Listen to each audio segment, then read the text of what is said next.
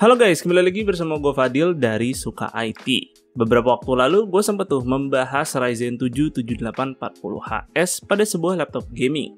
Dan impresi gue cukup oke soal CPU tersebut. Tapi kan CPU tersebut bisa bekerja optimal nih berkat bodi laptop yang cukup bongsor sehingga ya sirkulasi panasnya jadi maksimal juga. Apa jadinya nih jika Ryzen 7 tersebut ditaruh pada sebuah laptop tipis seperti Acer Swift Edge OLED 16 ini? Untuk laptopnya sih sendiri ya gue cari-cari di marketplace belum ada nih harga resminya. Tapi melihat harga dari web resmi Acer, ini dijual tuh seharga $1.300 atau setara 20,4 juta. Harga yang diminta sih memang cukup tinggi, ya walaupun bukan harga resmi di Indonesia nanti. Ya walaupun begitu, apa nih yang membuat laptop ini jadi spesial? Pertama dari layarnya aja, laptop ini sudah menggunakan panel OLED dengan ukuran 16 inch. Resolusinya sendiri pun cukup tinggi, yaitu 3200 x 2000 pixel dengan rasio 16:10. Tak sampai situ, refresh rate-nya aja bisa mencapai 120 Hz dan sudah bersertifikasi VESA HDR 500 True Black. Tapi di sini belum ada touchscreen-nya nih. Ya, spek layar kayak gini sih udah manjain mata banget lah buat segala aktivitas. Mau itu buat produktif juga bisa, buat entertain seperti nonton atau main games juga oke nih. Kemudian yang kedua, apalagi kalau bukan CPU Ryzen 7 7840U. Nah, CPU Zen 4 ini tuh masih kenceng-kenceng aja ditaruh laptop tipis seperti ini. Ya, secara performa sih memang ada selisih sekitar 25% ya dibandingkan dengan 7840HS. Tapi ini masih wajar sebab CPU tersebut diberikan power limit yang memang lebih tinggi. Kemudian kalau kita bandingkan dengan kompetitornya, 7840U ini bisa dikatakan hanya setara dengan Core i5-13500H. Cuman bila ditelaah lebih dalam, si i5-13500H itu butuh daya hingga 50 watt untuk mendapatkan performa tersebut. Sedangkan 7840U ya jauh-jauh lebih rendah nih, bahkan nggak sampai 20 watt. Ini sih tentu keunggulan arsitektur AMD Zen 4 ya yang memang jauh lebih efisien sehingga secara suhu ya jika dibandingkan 7840U ini ya tentu jauh lebih adem dibandingkan CPU Intel Gen 13 tersebut. Ya walau sih memang faktor perbedaan laptop juga mempengaruhi sebab ya beda juga pastikan desain coolingnya. Cuman di sini gue ambil data dari laptop tipis juga kok, yaitu si Lenovo Yoga Pro 7i yang sempat gue review beberapa waktu lalu. Nah, kembali lagi ke Swift Edge 16 OLED. Laptop ini tuh masih memberikan settingan mode power CPU seperti silent, normal, dan performance. Perbedaan di tiap-tiap mode power tersebut akan mempengaruhi power limit CPU. Yang tentu semakin tinggi limitnya, ya CPU-nya maka diizinkan untuk jalan lebih kencang lagi, tapi juga dibayar nih dengan suhu yang lebih tinggi. Cuman sih ya setinggi-tingginya suhu laptop ini bahkan nggak sampai 80 derajat tuh. By the way, untuk clock speed si Ryzen 7 7840U masih bisa nih menyentuh 5 GHz saat melakukan operasi single core. Dan juga di sini tak lupa CPU ini udah ditemani dengan RAM 16GB LPDDR5 dan juga storage SSD NVMe Gen 4 512GB yang speednya udah tembus 7GB per second. Tapi sayangnya aja RAM-nya nih tidak bisa upgradable ya. Ya cukup umum juga sih untuk segmen laptop tipis seperti ini. Oke nih, tak lengkap rasanya kalau bahas Ryzen 7000 tapi nggak bahas integrated GPU-nya. Yang di 7840U ini membawa integrated GPU RDNA 3 alias Radeon 780M yang memiliki 12 compute unit. Ini merupakan konfigurasi integrated GPU tertinggi pada lineup Ryzen 7000 Mobile. Maka dari itu sih dengan semua kombinasi spek seperti ini ya secara performa ya sampai bisa diajak tuh main game sekelas Cyberpunk malah. Ya kalau Cyberpunk aja jalan apalagi game-game AAA lain ya tentu juga masih playable di laptop ini. Walaupun sih ya gaming itu bukan kodratnya laptop ini, jadi jangan jadiin ini alasan utama kalian beli laptopnya. Anggap aja sih ini cuman flexingnya AMD aja kalau mereka pengen nunjukin bisa bikin integrated GPU yang super kenceng dan efisien. Ya sampai-sampai kan integrated GPU-nya juga dipakai tuh pada konsol ROG Ally. Nah dengan kombinasi spek seperti ini ya laptopnya juga masih sangat bisa diandalkan untuk kegiatan produktif. Hanya saja untuk ranah 3D render tetap nih masih butuh GPU discrete. Sebab di Blender tuh masih belum bisa jalanin API Radeon Hip pakai Radeon 780M ini. Selanjutnya yang ketiga adalah webcam dari laptop ini. Untuk kelas kamera laptop sih ini udah oke banget karena bisa rekam video 2K 30 fps dan tentunya udah diintegrasi juga dengan Ryzen AI ini webcamnya. Yes, akhirnya gue bisa kasih tunjuk ke kalian kemampuan Ryzen AI ini secara langsung.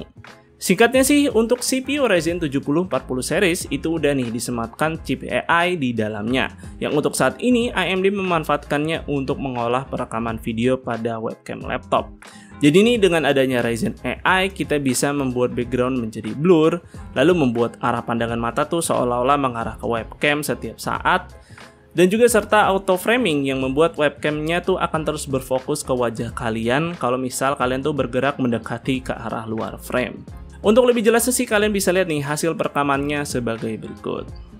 Ya, ini dia hasil perekaman dari laptop Acer Swift Edge 16 OLED yang webcamnya itu bisa merekam sampai 2K 30 fps, dan ini gue rekam menggunakan Windows Studio Effects ya yang menggunakan teknologi Ryzen AI, dan di sini gue menggunakan background blur, eye kotak, dan juga auto framing ya, dimana coba nih gue gerak apakah kamera ngikutin, dan dia bakal ngikutin muka gue untuk berusaha fokus supaya gue nggak keluar dari frame-nya nih. Jadi cukup keren juga sih untuk misalkan kalian suka melakukan video meeting atau audio conference ya. Gue rasa sih teknologi ini cukup membantu.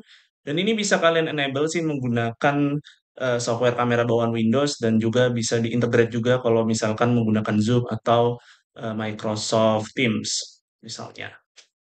Cukup menarik kan hasilnya? Ya walau sih di tahap-tahap awal memang gue rasa masih ada sedikit ketidaksempurnaan nih. Seperti fitur arah pandangan mata tuh masih kayak nggak ngarah ke kamera-kamera banget.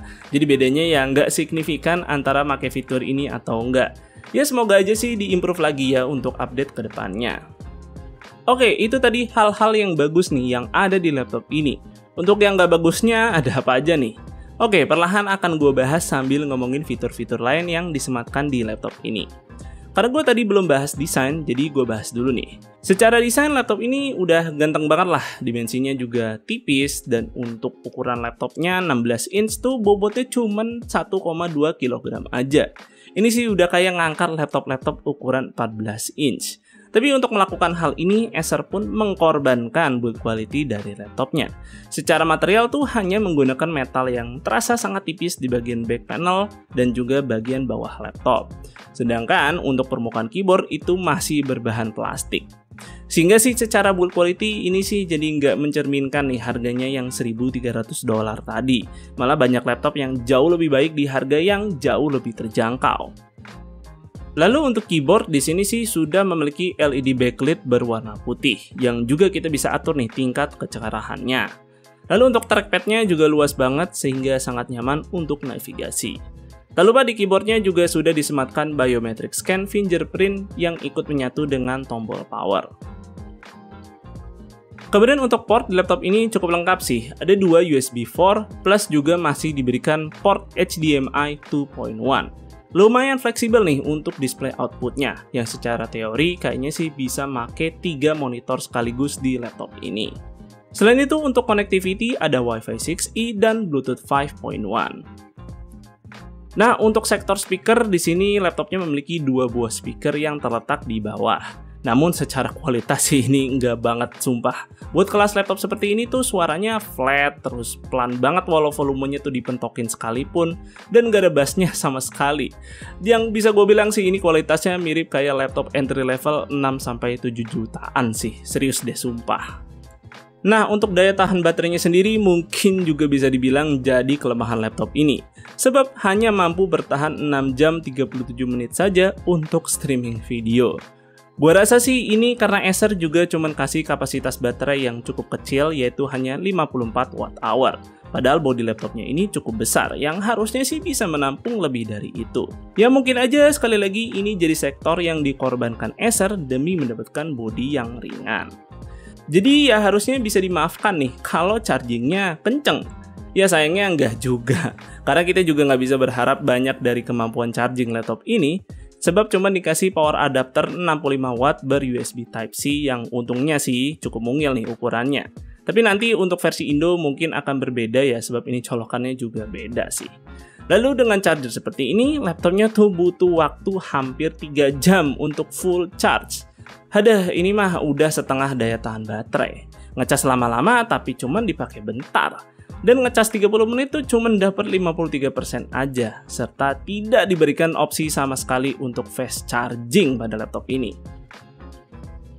Jadi bisa disimpulkan nih, laptopnya tuh menonjol dari sisi performance, yang mana penggunaan Ryzen 7 7840U di laptop ini membawa performance per watt yang sangat baik, karena mampu berjalan kencang tapi ngasih suhu yang juga cukup adem. Bahkan untuk sang kompetitor tuh butuh daya hampir 2 kali lipat nih untuk mencapai apa yang bisa diraih 7840U. Tak lupa integrated GPU Radeon 780M, hands down ini integrated GPU terkencang yang ada di pasar PC saat ini. Tak heran sih implementasinya tuh sampai bisa dijadiin konsol handheld. Dan hal ini pun membuat Acer tuh pede nih kasih layar laptopnya dengan 120Hz. Plus tak lupa juga nih layar OLED 16 inch-nya nih memang menggoda iman sih. Dan juga tak lupa nih, ada implementasi Ryzen AI yang cukup potensial nih ke depannya.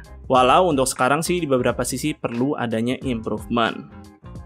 Nah, dengan semua kelebihan tersebut, tentu laptop ini juga tidak luput dari kekurangan. Karena sepertinya nih Acer terlalu fokus pada performa, jadi trim-trim yang harusnya bisa membuat laptop ini jadi premium agak terlupakan. Seperti kualitas build, kemudian kualitas speaker yang kurang banget, sampai daya tahan baterai yang harusnya bisa jauh lebih baik, dan harusnya sih dikasih opsi fast charging nih, mengingat Acer yang minta harga $1.300 alias sekitar 20 juta sih, harusnya di sektor-sektor seperti ini mah di laptop tipis udah oke banget, tapi ternyata tidak. Ya semoga aja harga resminya di Indonesia tuh nanti nggak sampai 20 juta. Karena kalau dijual dengan harga segitu malah jadi berdempetan dengan line up Acer-nya sendiri, yaitu si Swift X 14 OLED yang pakai Intel Gen 13 plus GPU discrete RTX 4050. So gimana nih? Apakah kalian tertarik sama laptop ini kalau nanti udah resmi? Tulis pendapat kalian di kolom komentar. Dan mungkin segitu dulu untuk videonya kali ini. Semoga video ini bermanfaat buat kalian. Jika kalian berkenan, like dan share video ini, dan jangan lupa subscribe channel Suka IT jika kalian nggak mau ketinggalan kontennya. Dan jangan lupa juga follow Suka IT di Instagram dengan nama @suka_it. Gue Fadil dari Suka IT pamit undur diri, see you on the next video.